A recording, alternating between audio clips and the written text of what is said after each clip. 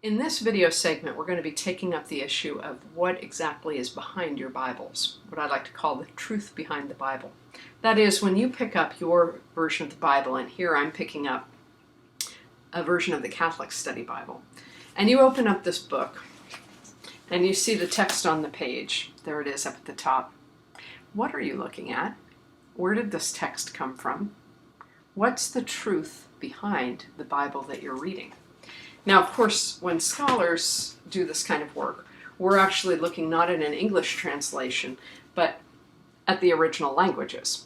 And so the same question could be asked, though, in this nicely bound book that I've got of the Hebrew Bible. Where is that text coming from? On what manuscripts is it based? That's the subject of this video segment. Let's begin with the illusions we have about the Bible. We think it's one book. We think when we open the pages, we can understand the words that are right there in front of us, and that what they say is exactly what they mean. We think that we're looking at words that were written by an author back in antiquity, inspired perhaps in some way by God. We think we have access to this book 24/7, and certainly having iPhones and iPads and special smartphones that can access the Bible on little apps constantly really helps to reinforce the illusion that the Bible is at our fingertips and its meaning is apparent at the level of the words on the page. So if the Bible isn't one book, easily accessible to us in the words of the original author, what exactly is it? Let's start with this issue, that the word Bible is actually from a Greek plural, ta biblia, which means not the book, but the books plural. The Bible is actually a composite of many different books, originally written on separate scrolls in antiquity. And you could judge this just from looking at the table of contents of any Bible. After all, if you open up a Bible, the table of contents lists Genesis, Exodus, Leviticus, Numbers, Deuteronomy, Isaiah, Proverbs, Psalms, and in the New Testament a whole bunch of other books, Gospel of Mark and Matthew, John, the letters of Paul, and the book of Revelation. These are just some of the books, but you get the idea, written by different authors over long periods of time. And in the case of some of the books, we think that individual books were actually written by multiple authors themselves over different periods of time, rather than by a single author. So there's a great deal more diversity within the covers of a modern Bible than the single solitary binding might suggest. The next question we want to take up is where the Bible text that's on the pages of your Bible when you open it up, where that text comes from. What is its relationship to these ancient manuscripts? Okay, here's an image of a medieval manuscript of the Gospel of Mark. You can see it's the beginning of the Gospel because there's that nice little canopy structure, within which is the title of the book, Evangelion kata Markon, Good News or Gospel according to Mark. By the way, in our earliest manuscripts, there were no such headers. You really didn't need headings of which book is which unless you had a scroll or a book like this in which you had multiple books. Then you would need to differentiate them. So imagine when a book is first written, there's no such need for a heading. Maybe there would be some sort of identifying marker on the outside of a scroll so that when you pulled it off the shelf you knew what it was. But we don't really get the kata markons, kata mathions, the titles of books, until you start having these things compiled together. And of course by the Middle Ages, when this manuscript was produced, we do have several copies of different books being bound together, as we see here. And you know this is a medieval manuscript because it's written in Greek, but in a cursive style of Greek, what's referred to by text critics as the minuscule handwriting, which is a later style of handwriting. The earliest manuscripts in Greek are going to be written in what's called an uncial hand, which is the capital letters, like what you see in the Evangelion kata Markon, the capital, the chapter heading under the canopy at the top of the page. So imagine that the oldest manuscripts are going to be written in the capital letters or uncial. And so this is clearly a later manuscript written in the minuscule. But that's not my main point here. My main point here is to suggest to you that while we may think, when we open our Bibles, that the Gospel of Mark, for example, matches some manuscript like this from antiquity, and ideally the earliest manuscript of the book that we have,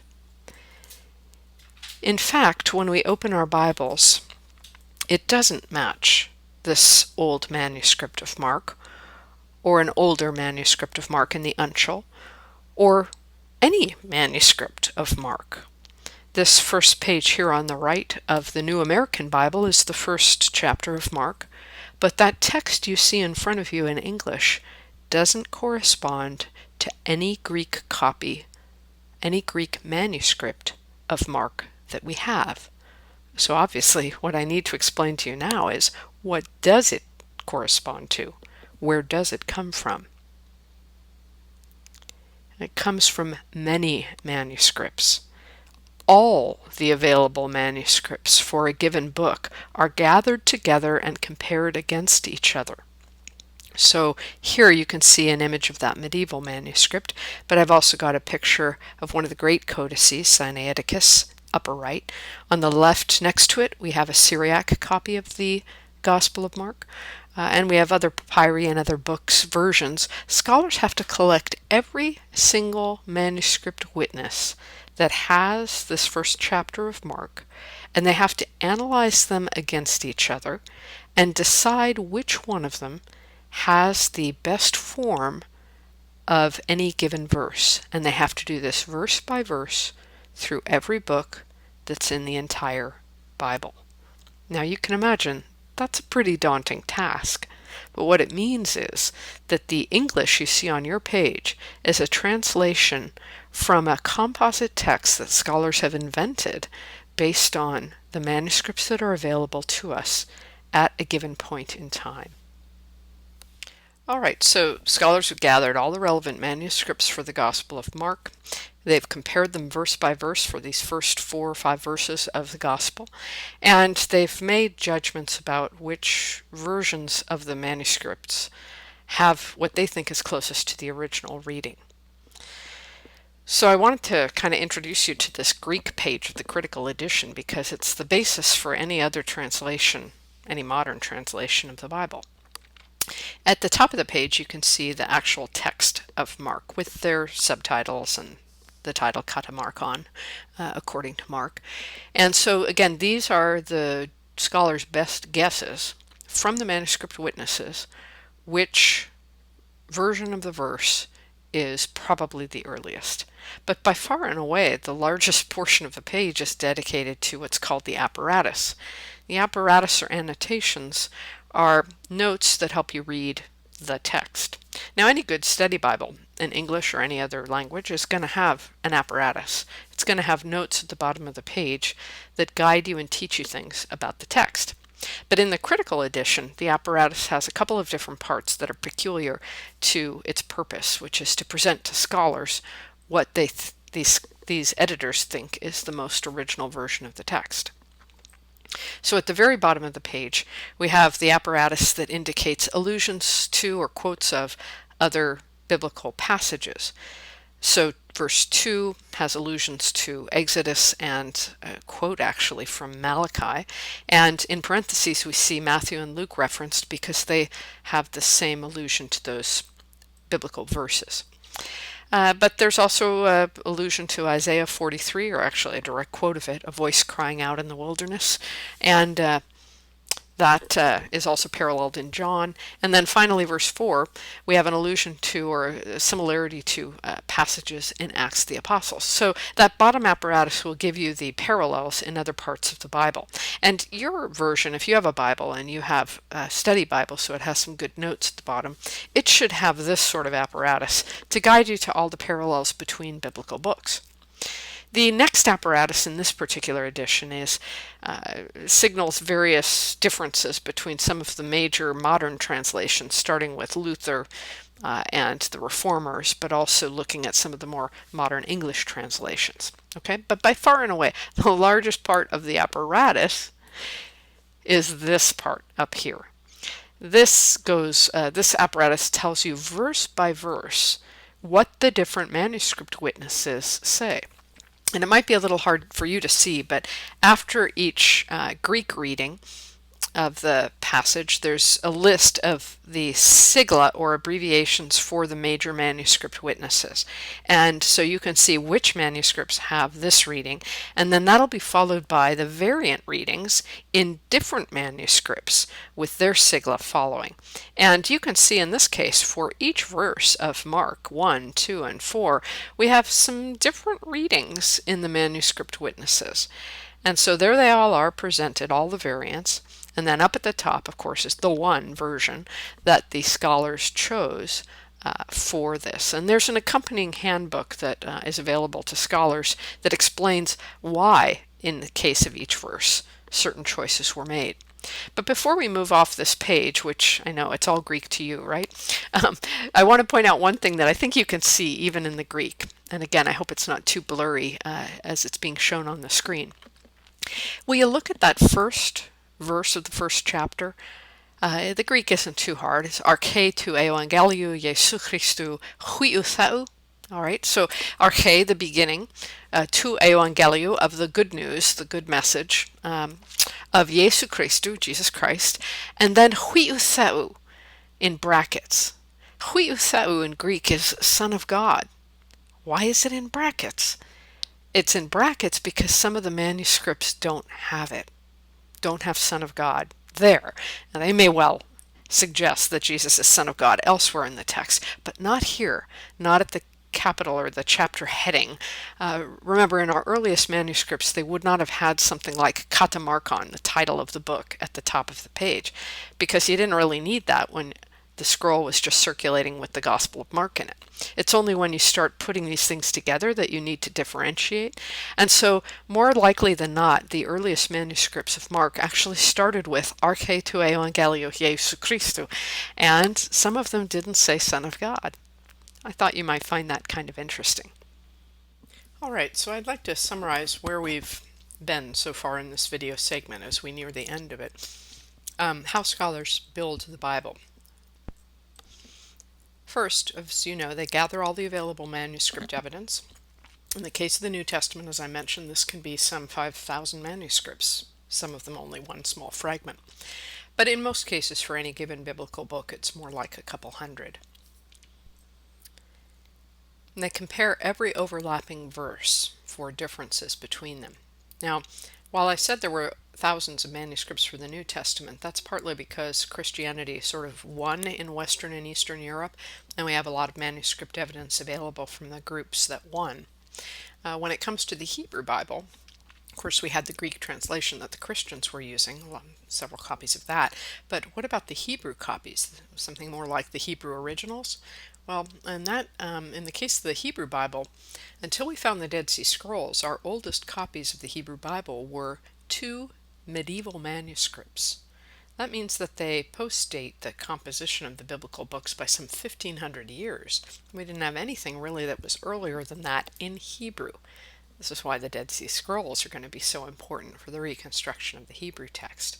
At any rate, though, whatever part of the Bible we're talking about, gathering all the available manuscript evidence, comparing every overlapping verse. And if the verses differ from each other, which they often do, scholars have to make a judgment about which version is the earliest. I've already mentioned some of the criteria they use to make that judgment. For example, if a reading is fairly awkward and it's easier to explain one version in terms of it being a correction of the grammar, perhaps even of the theology of the text, then the awkward version is usually picked. Or if we have an old manuscript as compared to a newer one, that older one may preserve an older form of the text, though it's possible that a later copy, if it's carefully copied from a legitimate earlier manuscript, a later manuscript might actually witness to something earlier. Sometimes manuscripts have a reputation for being carefully executed and very carefully worked up. Sometimes they even have notes in their margins about the versions that they're seeing in front of them. 1,500 years ago. So when a manuscript has a reputation for being so careful, it's taken very seriously. So those are some of the criteria, and of course it really helps for the scholars to have some kind of idea of the debates in Judaism or Christianity that might have influenced scribes as they were copying text to add things or delete things. That helps us to understand the differences between the versions that we might be looking at and make a judgment then about what likely reflects a later debate rather than something more like the original text. So once all of those judgments have been made, the scholars create a composite text, verse by verse, in the original language, like that Greek New Testament that I just showed you, and that then is translated for readers today. Now, the translating groups are sometimes denominationally affiliated because usually denominations sponsor certain Bibles or authorize them. But at the level of the editing of these texts, usually the people involved are not limited to the people from that denomination. For example, there are Catholic scholars who've cooperated with the mainstream Protestant translation that's in current use in more liberal Protestant churches, the New Revised Standard Version. And there are Jews and Protestants involved in the current Catholic translation, the New American Bible Revised Edition. In fact, I like to tell my students that one scholar of the New Testament, Amy Jill Levine, a feminist, an Orthodox Jew, was at one time president of the Catholic Biblical Association. So, at that level, we're all working together, working on these texts, trying to figure out what was going on in the original culture, and we're all doing this work together, so it influences the quality of the translations that are made. And then, of course, here's the last interesting thing that'll be important for us going forward. When new manuscript discoveries are made, a denomination has to decide, or an editing group has to decide, if they're going to fold in the new evidence into the Bible, or if they're just going to stay with the received tradition of the text that's familiar, not the text that may be more like the original, based on these new discoveries. I thought I would close this video segment by sharing with you the story of one of my mentors at the University of Notre Dame, who is one of these text critics who studies the manuscripts and helps to define what the text of our translation should say. He was chief editor of the Biblical Dead Sea Scrolls manuscripts. He came into that position after studying under Frank Moore Cross at Harvard Divinity School, who was one of the original team members of the Dead Sea Scrolls project. Here we are at work in the scrollery, which is the basement basically of the Rockefeller Museum in East Jerusalem.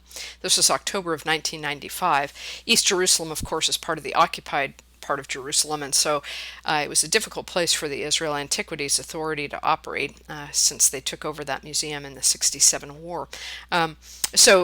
Subsequently, in the last couple of years, the scraps of the Dead Sea Scrolls have been moved to West Jerusalem, to the Shrine of the Book, right across from the Knesset, safer location in some ways, and they're being studied there. But at this point, we were in East Jerusalem, and here Gene is working on manuscripts of the Book of Daniel from Cave 4.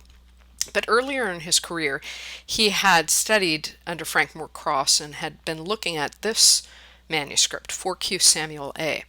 Now that's designated that way because it comes from Qumran, hence the Q.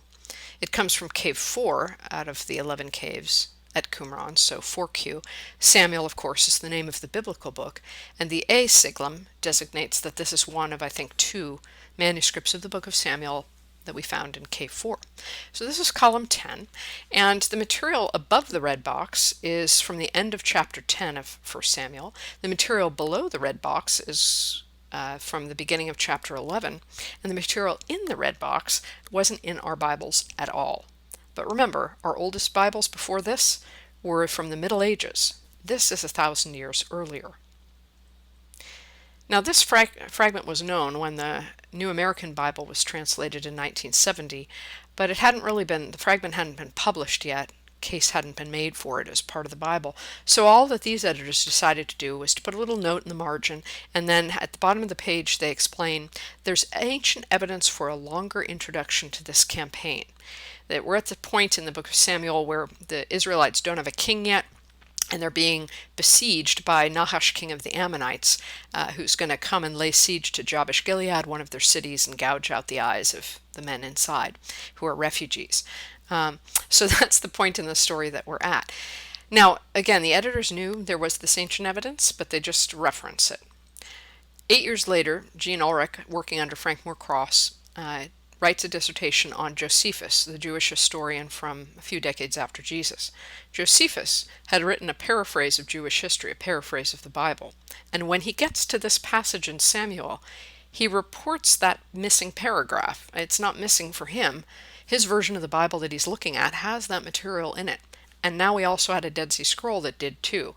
So the anomalous text is the medieval one that lacks the paragraph, and the case basically at that point had been made.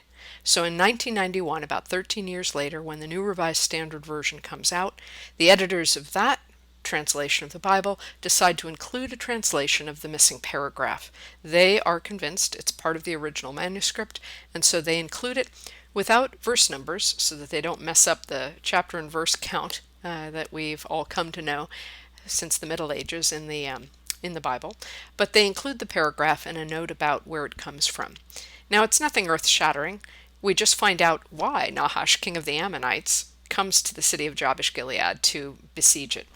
And it's because he had tried to get these guys, he'd been oppressing some folks, and there were some who escaped him, and they had sought refuge in Jabesh Gilead, and he goes to try to find them and kill them. So nothing earth-shattering, but a missing link, a missing piece, and now arguably part of the original text.